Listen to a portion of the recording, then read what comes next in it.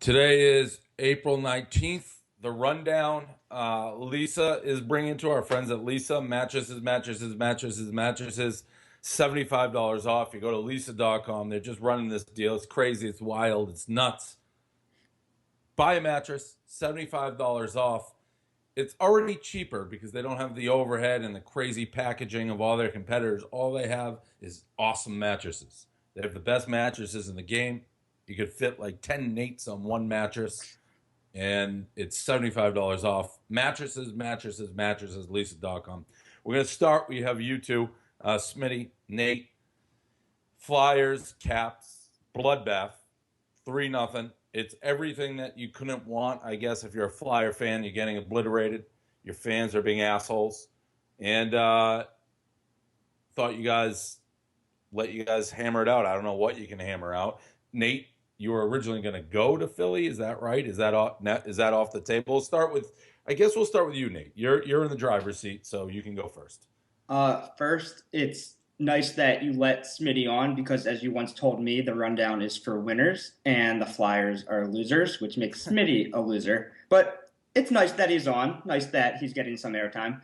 The Flyers are the worst hockey team of all time. They play in the worst city of all time. Last night, we saw it. The thing that I want to hammer home, especially to Smitty, is you can't have it both ways with Philly. You can't write 5,000 words about, no, Philly doesn't care what other people think about us, while trying to say, oh, we're not as bad as everybody thinks we are. Either be full Philly or don't. Don't have it both ways. Of course, stuff happens in other cities. Philly is by far the worst. You guys are the only city that defends it. And you guys look like complete garbage last night. But that's kind of what the rest of America needs, is to look at Philly and be like, thank God we're not Philly. Smitty? First of all, I couldn't be happier to be a Flyers fan. This team shouldn't have made the playoffs at all. Everyone loves the future. What we're seeing, yeah, you're getting beat by the team that won the President's Cup, one of the best regular season teams of all time. We're getting spanked by them. They're gassed. They're getting outplayed. You know what? Shit happens. It sucks, but we shouldn't be here in the first place. And when it comes to Philadelphia, I don't know how many times something like this is going to happen where it just gets blown way out of proportion, where it just doesn't even matter that much. It just really doesn't. I mean, every fan base has their dozens of scumbags that will throw wristbands onto the ice. By the way, you have to clarify that it was a memorial wristband, correct? You see, they did tributes. They gave out these shirts. It was a memorial wristband. It was a fucking plastic trinket that they gave out to do a light show the entire game. Smitty, there was nothing. Your team got a penalty because your stupid fans couldn't stop throwing. It was down 6-1. Who gives a fuck about a penalty? It doesn't matter. I didn't throw my wristband on the ice. I don't condone it, but I understand the people that did. They're fucking frustrated. You don't want to be out there during a blowout. It has nothing to do against the team. What's it like in the arena when your PA guy gets on the microphone and calls the entire arena classless and says, you shouldn't be doing this, and then says, now you guys have done it, and just completely you have Wayne Simmons calling you guys a fucking embarrassment. You have him and Ovi telling you guys to stop fucking throwing stuff. You guys are just the worst. You're talking out of 20,000 people there last night. You're talking about maybe 100 people throw wristbands onto the fucking... Most people like you leave early, so probably around 10,000 people left. Most people like you fucking twist the words around 100 times, twist the footage to make it sound like you want to. You're so Which part fucking am I twisting? to begin with, you don't even know what you're doing at the end. Or when you were just to clarify, Nate, I believe our new setup, if you guys talk over each other, you can't hear either of you. So when you're yelling at each other, try to go. But quick question, Smitty. So there was nothing on the wristband? I thought it was. Nothing. Absolutely nothing on the wristband. It was just, it lit up during pregame and during the game when it's like, let's go Flyers. I guess you could call it a memorial wristband just because it was a memorial night, but it was nothing. It was like a trinket that just lit up. That's it. Okay. Nothing. Just a memorial t-shirt that they gave out and they did videos. Okay, so the Twitter blew that a little bit out of proportion. I thought it said like something about him on it. I will say, you saying you love being a Flyers fan right now is a little ridiculous. Yeah. It's because I stand by my team. I mean, you got like fucking Barstool Chief coming out saying, "Oh, well, we're not accepting anybody from the Flyers bandwagon, so don't even fucking bother, you fucking scumbags." Like, fuck you, dude. I don't want to be a part of another team. That's loser mentality talk. Because I want to be here in the bottom when 3 years from now they're at the fucking top. No, loser talk is saying as you're getting swept out the door, be like, I'm never happier than being a Flyers fan. No. I mean, No, you don't understand. You don't understand for people that just don't hop on a bandwagon at the end of the season and just ride it through the cup. Like, they shouldn't have been in the playoffs. They were battling for a number 1 overall pick in November. There are no way this team should even be fighting right now. They should be dead. I don't even want to play tomorrow. Like, just get it over with and get the next season going. This team overreached so much this season, and the future they have because of it is going to be great. I couldn't be happier. The thing is, all you did was go Flyers in 5, Flyers in 7, chirp, chirp, chirp. The Caps aren't that good. Talking about jumping on bandwagons. I know you don't jump on bandwagons. No, I know you don't jump on bandwagons unless it's Villanova, so that's fine. You don't have to jump on another bandwagon. The fact of the matter is, Nate, he most definitely did not jump on Yeah. that. Exactly. I should have. I was told I should have jumped on the Villanova bandwagon more than anything. But loser talk is saying we shouldn't be here anyway. Oh, none of that was coming out in games 1, game 2 when you were doing your jigs and having all your fun. All of a sudden, you shouldn't be there. All of a sudden, your goalie's not as good as you thought he was. I don't think I've ever said. I said it was going to be a hard-fought series. Look at my opening blog of the series. This is either going to be a glorious masterpiece or it's going to be most likely a hard-fought series that doesn't go anywhere for the Flyers. So you could have won or lost. Okay, that's a good blog. You could have won the series or lost the series. That's not a bad blog. No. Dave, you were saying something? Well, originally we had plans for Nate to visit Philadelphia. Yeah, right? I don't want to defend you anymore when you're in the crowd. Is that happening? Is this going to happen? Is Nate coming, or it's not happening now? Going to Philly? Why would I go to Philly? I went there for the Eagles game. I thought everybody was pleasant for the most part. Originally, we had planned that after he made fun of the deceased owners while his body was still warm, that Nate will come up for Game 4 tomorrow. Yeah, I'm sure it was. Nate would come to Xfinity tomorrow to pregame and kind of let him out to the Wolves. But I'll be honest with you, you wouldn't survive. You wouldn't survive tomorrow. Maybe Game 6. Somehow, if Amir miraculously gets to Game 6, we'll set something up. But I mean, I don't want to defend you tomorrow. I mean, I was dog sitting you all around Philadelphia when you keep came up saying that like it actually happened, trying to get people to believe you. You left halfway through the second quarter.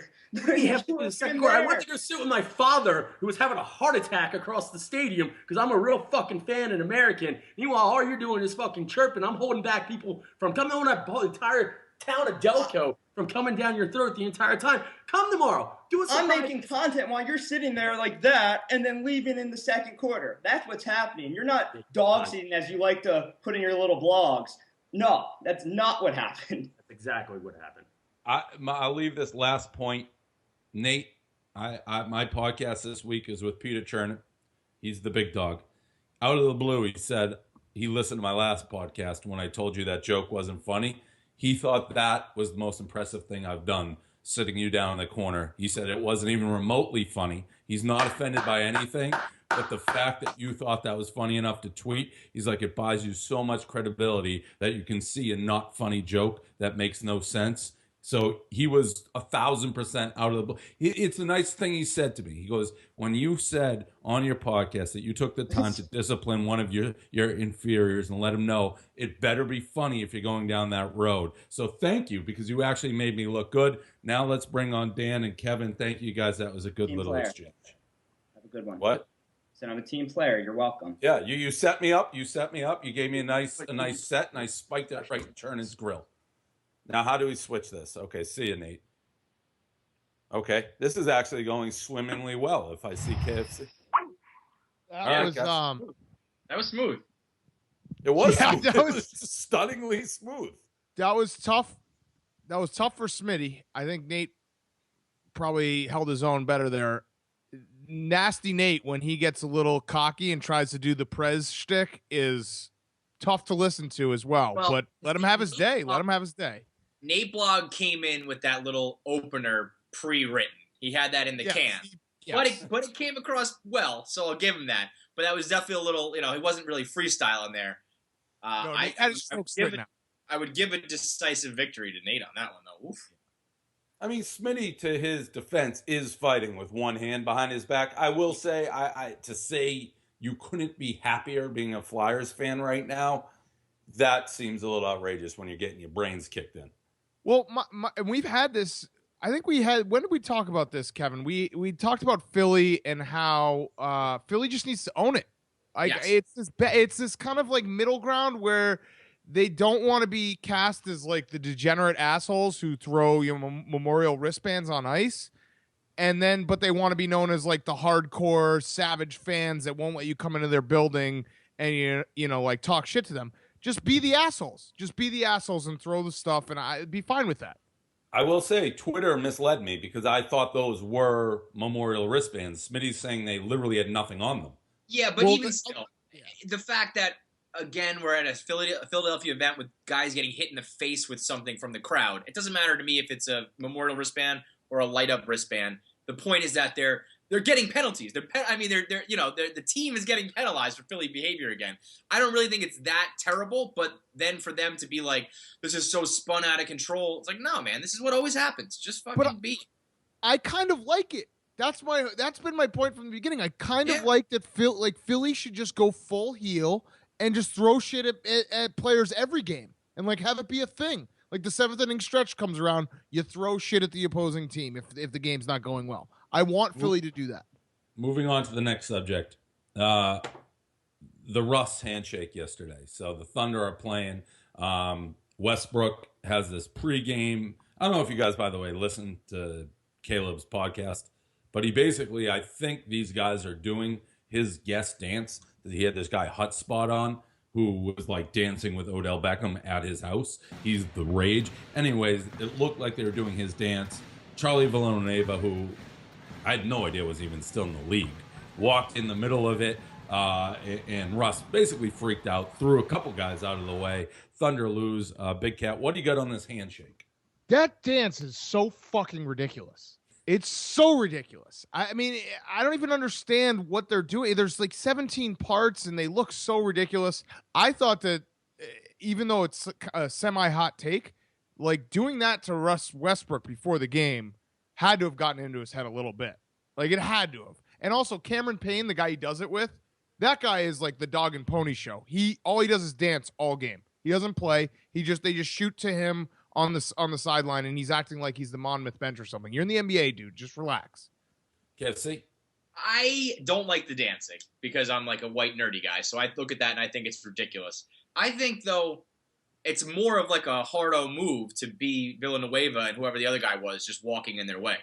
I mean, they didn't end up winning the game. I think it's kind of a stretch, though, Dan, to be like once the game tipped off, Russell Westbrook was not thinking about Charlie Villanueva breaking up his dancing. You know what I mean? But it was definitely like it definitely got under his skin. You could tell it got under his skin right away. He was ruffled and like intense about it, but I don't know. I feel like every a lot little of these thing. Things, yeah, I get. If you win, you win, and like do it again next time. Interrupt him again. But I don't think it was as much of a factor in the actual win or loss of that game. As crazy as it is, Russell Westbrook actually may be more upset after that game about his dance routine being upset than like losing the game. Well, I do, Dan. That's a hot take. That's the hottest take out there. That's how serious he takes the dance. And I also saw people being like, Russ is going to murder Villanueva. Anybody who thinks Russ Westbrook would murder Villanueva, he'll murder you. Like that's... Oh, totally. Could not disagree more. That's a guy who doesn't watch enough NBA. Russell Westbrook is a maniac. That guy, he's got a streak in him that I would not want to fuck with. That's a very bad take by you. No, you're a bad take. He's UCLA soft blue. You're really going to do that already? Like you're already in that spot? I'm not doing anything. And by the way, not going to that spot. How about nobody even asking if I'm recording today? I am, but that's stunning. Moving on to the tennis ball boy. Just one of those Hall of Fame clips. Ball boy doing his job. Hall of Fame? Did we watch the right video? It's just like a errant shot. That I didn't say it was a must watch, but if you laugh at it, it's very funny. He tripped and did a face plant into the wall. I'm honestly not. I'm not trying to like bring this down with bickering, but saying that was a Hall of Fame clip is like one shred below must watch. I just said it in passing. I mean, it's like one of those internet clips. It's quick. If you didn't laugh when you watched it, I laughed. I wouldn't. That's all I'm saying. Everything you laugh at goes to the Hall of Fame. All right, whatever. Let's keep going. Well, no, it's one of those clips that's so short and sweet. It's like you just watch. It's an internet clip. It's what the internet's for. Kid trips, face plant. Man, it's like man hitting groin with football. That's what that is for The Simpsons. It's just you watch it. It's primal. You laugh. Just fucking relax over there, Kevin. The story, though, is not him getting hit in the face. It's the ball boy having the composure to get right back into position. He was like one of those big hat guys in England that walk around. Like, he did not break at all. That guy needs a raise. I don't know. Do they even pay ball boys? They should. I don't think so. So. Let's do a commercial break. Okay, back. Our daily roundup of politics. Two good things. Trump called 9/11 7/11. I was down there, and I watched our police and our firemen down in 7/11, down at the World Trade Center right after it came down. By the way, this was a non-story for me. People freaking out about this. He knows what 9/11 is. He had a Freudian slip. I mean, who fucking cares? People running this out. For me, the much better... What? It's like the thing you're never supposed to forget, though. I mean, he didn't forget it. He it's like screwed it up. Never forget 9/11. He forgot 9/11. He didn't forget. It was a Freudian slip. So it's not a story to me. Much bigger story is Hillary doing the twirl. She looks so fucking happy doing that. I've never seen that. I'm starting to maybe like Hillary more than Trump because I think Hillary's starting to put out better content. KFC, what do you got? That was the first time Hillary Clinton has had fun in like 25 years. Like dating back to before her husband was getting his dick sucked in the Oval Office. She was loving that little reggaeton life. I mean, I think she would drop this whole presidency thing and just go live that life if she could. She's pandering, and I mean, I thought the hot sauce thing was like a stretch, but then she's playing dominoes. Now she's getting twirled doing reggaeton in the Bronx. I mean, this is how you campaign in 2016, so I'll give it up to her. As far as the Trump thing, I know what you're saying. People saying that it was like disrespectful. I mean, Trump's a New Yorker. He's from New York. He knows what 9/11 is and when it was and the day and everything. But I think that when you can Freudian slip, if we'll call it that, on 9/11 to 7/11, kind of just shows that he's like the joke that he is. It's like he's just up there doing his thing. He's popular. He's winning. But he doesn't even think about this shit. He doesn't even really care to the point that he's like, what was it, 9/11, 7/11? I don't know, whatever that was. That's just not true, though. That's like I occasionally screw up names or I know them, but when you're talking, things don't always come out right. Say he didn't care is just barbaric. But you screw up names because you are focused on yourself and not other people to the point that you don't even think about getting them correct. Correct. Of course, it's about me, and of course, Danny Boy agrees. What do you got, Dan? I mean, that was a correct statement through and through. You're the most narcissistic guy I've ever met in my life. I disagree. Okay. I think Trump realizes that these little slip-ups might be the only thing that like derails him, because clearly saying whatever he wants doesn't derail him. The Joe Paterno thing was embarrassing. Now he's probably thinking about it a little like, ooh, better not screw this up, Donnie. And then he throws out the 7-Eleven. You know, when you overthink it and you're like overthinking your shot in golf and you screw it up, he's like, oh, remember 9/11, remember 9/11, 7-Eleven. Hillary... I just watched that because shout out to our website for being down. I couldn't watch it on our website. Is our website still down? Yeah. Wow. People aren't even going to be watching this. We're just talking to no one because it's not even going to be up. That was the first time Hillary, has been happy. Like it almost looked like she was getting fucked for the first time in like 20 years. That was outrageous how happy she was from a simple little twirl. I mean, loved it. She had an orgasm. She had an orgasm on that thing. That's why I'm starting. That clip, she literally couldn't have been happier or having more fun. She's taken over. Dan, since the Bills are one of your like 16s, can we do... Oh, here come the shots. No, it's a real question. Davey defensive. make the Bills great again is such a no-brainer home run. Can we do that? Can you maybe spearhead that? Yeah, of course. Of course. All right. I don't know what's going on with the store these days because every time we try to make a new shirt, we get the Boston shirts stay up forever. The Chicago, New York shirts only can do 24-hour sales. That's because we don't ever put logos or things in them. Brad Stevens' face like on the front of the That's fine. Brad Stevens' face is not a team logo. Okay. Are we on the same team here or not? I don't know sometimes. I honestly don't know. I go and look at the store and there's 7,000 Boston shirts and I have a killer Chicago shirt that can only be up for 4 hours. Listen, nobody wants to sell shirts more than me. You guys come in, it's like, hey, can I do this? And it looks like officially licensed merchandise of the fucking teams. Our boy Drew Rosenhaus dropped Johnny Football. I hate this move.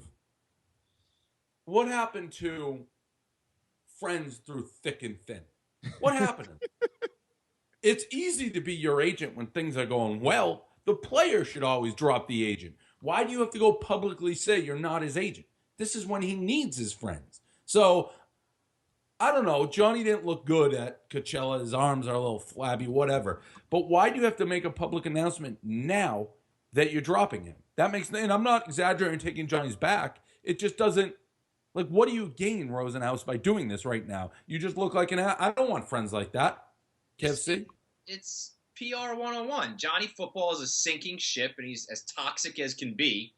You cut ties. Why would you stay with Johnny Football? No one's thinking either way. He didn't gain bonus points. It's not like, oh, Drew Rosenhaus is being a good guy now. I didn't think that. He's watching his own ass. I guess just say nothing. Just keep him and do nothing. I'm sure the phone's not ringing off the hook for him. Big Cat? My problem is doing it before Coachella week. He gave him an ultimatum when he knew that Coachella week was coming up. Of course Johnny's going to party at Coachella week. What?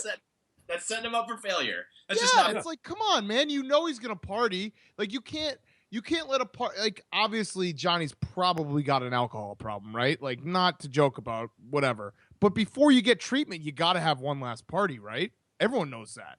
So yeah, this was his last party. And I think if you say alcohol problem at this point, I probably think he'd take that trade. I think he probably has more going on. Yeah. So, all right, so Dave, like, honest discussion here. You've never been more wrong about anything ever in your life than Johnny Football. At what point do you admit that? Well, I don't know that you can say I'm wrong. Dude, you said he was going to be in a Pro Bowl. The guy's going to be out of the league. Well, he looks like he couldn't play high school football right now. How is that guy going to play fucking pro football? But we're not talking about his talent. Maybe he has some sort of side issue that was impossible to predict. Wait, come on. This is a little bullshit here, Dave. I'm putting you on the spot. I want to know because you've been the guy who when we had LaDuca on. I think if he gets cleaned up, there'll still be a. So you're not giving up on Johnny Johnny. I'm not that guy. I'm not one of those guys. Me and him are buddies. I'm going to stick by him till the end. That's how I roll. By the way, you definitely are going to have your shot soon. I said it. I mean, when you fall from grace, you hit every branch on the way down the tree.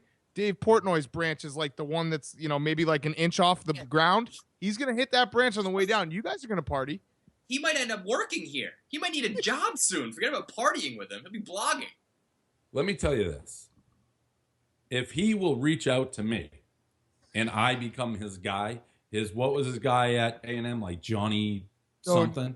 Cousin Nate or Uncle Johnny or something. If I become that guy, I'll turn his life around, just like I turn your lives around, just like I turn Jenna Marvel's lives around, and I'll take this kid straight to the top. I hope he's smart enough to see that everybody I touch turns to gold. Last one, Big Cat, you're in a fight with this guy Stugatz, or Stugatz took a shot at you from the Lebertard show. On Island. Welcome to the party, Deadspin. Okay. There's the Right, YouTube Barstool Cat. You too. Welcome to the party, everyone. Barstool Cat. I don't think some that's guy a trying to website. make claims on this story like it was his. No, it's mine. Okay, it's yours. Well, I'm a little confused. Is he saying what? I don't really know what he's saying. It's about the J.J. Watt thing. Is he saying you're new to the J.J. Watt thing? What's happening? So the backstory is he went on a JJ Watt rant last week and everyone was sucking his dick about it. Like, oh my God, Stugatz tells it how it is, blah, blah, blah. And I fired off a tweet and was like, hey, Stugatz, welcome to the ship. Just remember who the captain is here. Yep. And then Deadspin wrote a blog yesterday bashing JJ Watt. And did you watch that clip? He was about to cry. It's not even a beef. When a guy comes out of the gate crying, I think you win the beef right away, right? I never knew. I've heard the name Stugatz. I had no idea who he was. And by the way, Lebitard Show has communicated multiple times that they're like big fans of Barstool. So and that was the other classic move where he was pretending to not know what Barstool was, pretending not to know who I was. Someone texted me, was like, "Yo, you're getting like ripped on ESPN by the Lebitard Show," and I thought they were doing something like, "Oh, Barstool's the worst, sexist, blah blah." I turn it on, I see the clip. It's just a grown man crying because I told him like he's got to get in line with JJ Watt.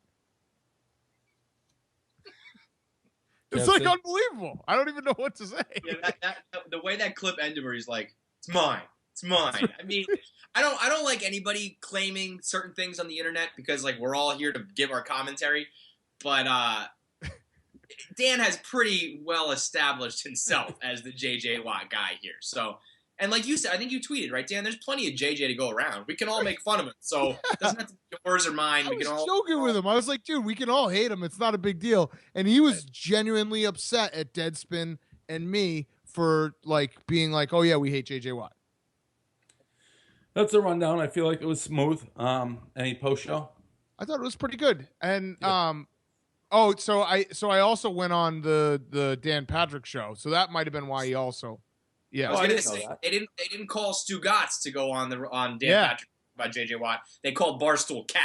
It was quite the moment to be asked to go on the Dan Patrick show just to talk about my hate for JJ Watt. By the way, he is not even remotely self-aware. You know how we've talked at different times whether he's becoming self-aware? Nope. He's not even close. Nope. He's going the other direction. He's getting worse. He might now because the Dan Patrick show was actually probably his last spot where they actually like had his back all the time, and they were like, this guy's a joke now. So it's tough. He's catching it from a lot of ways. So Stu Gatz, mean Stu Gatz is going out there crying in people's faces. Johnny Football signs up with Dave, and you turn his life around. And JJ Watt signs up with Dan, and you turn his life around. And you guys will like save the NFL. And I don't want to go switch subjects and go crazy. I saw your man-child thing, Kevin. And I know what the internet, I know what the dictionary says, so to speak. I am right about that. No, you're not. Man-child has never been said as an You're insult actually more ever. wrong about this than Johnny Manziel.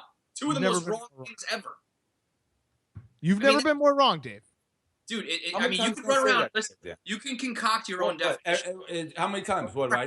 How many times can one person never have been more wrong about one singular event in the span of 20 minutes? Well, because if I had to pick, I'm saying Johnny Manziel is a Hall of Fame. You've been wrong, and Man-Child's a must-watch. You've been wrong. Yes, but I mean, every time you disagree, it's suddenly never been more wrong about anything in my life. I don't like the way you not understand the Man-Child. So I'm trying to have a real conversation. I want to have the real conversation. How do you not understand the Man-Child thing? I understand what you guys are saying, and you're wrong. But so this is what it's like if you look up bad in the dictionary, it says you're bad, but it's like he's so bad. It's like a lot of people say that. A lot of people would say that bad can also mean good. Nobody in the world except for you thinks this. So you're wrong. You're just not paying attention to the waves. Here's a simple question. Here's a simple question. Okay. When was the last time someone other than yourself called you a man-child? Everyone hates me. What? No one else calls me a man-child because they don't want to compliment me. No, I mean, I'll call you a man-child. No one is so okay. But nobody says that. Have you ever heard man-child as an insult ever? Yes, all the fucking time. Dave, I've never heard a man be called a man-child. You're a man, not a man-child. You're a man. No, a man-child is a child who acts like a man. That's why I didn't want to bring it up. I regret doing it. I'm right. You're wrong. Everyone with a brain knows that. That's the fact. This has been a bad rundown for you. It's been a great rundown for me. It's been tough. You've been Generally, very defensive. The worse you think I do, the better I'm doing. Okay. You've been very defensive. The silent rundown, by the way, was, I think, funnier than our second take. If this ever happens again, we're just releasing a silent film. Because that was more entertaining than trying to patch it together a second time. I don't know why we're not using the webcam every time. We used it yesterday. It really wasn't my fault. Wait. Dave. Oh my God. No, Are you fucking I can't work here anymore. I can't work here This is what anymore. happens is people say that like Kevin and I like pick on you, but we don't even know where the shtick starts and ends and like what's stupid and what's smart. That was the dumbest thing you ever said. Now that's the dumbest thing you've ever said. 3 times Yes. now in Dave, the span of 20 the minutes. first Dan, day what's your we shtick? did this, The the new first Danny day. shtick is everything I say is the dumbest. I don't even know what you Dave. think dumb. That we should use the webcam instead of this camera. Yes, because the first fucking time we did this setup, Kevin, myself, Hank all said, "Hey, dude, why don't we just use the webcam? This is a really dumb setup. This takes a lot of time, and there's obviously huge holes for error." And you said, "No, I want to be standing. I want my camera." You fought it for weeks, and now you're saying that you should That's just use not the true. webcam? That's not how it went. You're misconstruing the facts again. This setup is exactly what we used in the office. That's all. Why was the camera in the office then? You fucking demanded one. I didn't demand it. I don't know, Kevin. I don't know my ass from my elbow when it comes to technology. I don't give a fuck what we use. Hank sets it up. I don't know. And you think I'm like, I have a clue on this setup? Look. All right. Look at the microphone Hank has me using right now. This is like You think it's me. You think I'm the one doing this. You think I'm like, I want to hold what is clearly something that's supposed to be in the. You guys, yeah, Hank's your boy, but I have nothing to do with this setup. He came here, I'm like, set me up so I can do the rundown. This is what he set up. you don't remember us saying that you should just use Dan, webcam? Dan, I will say this, Dave. I'm gonna be on your side for a moment here.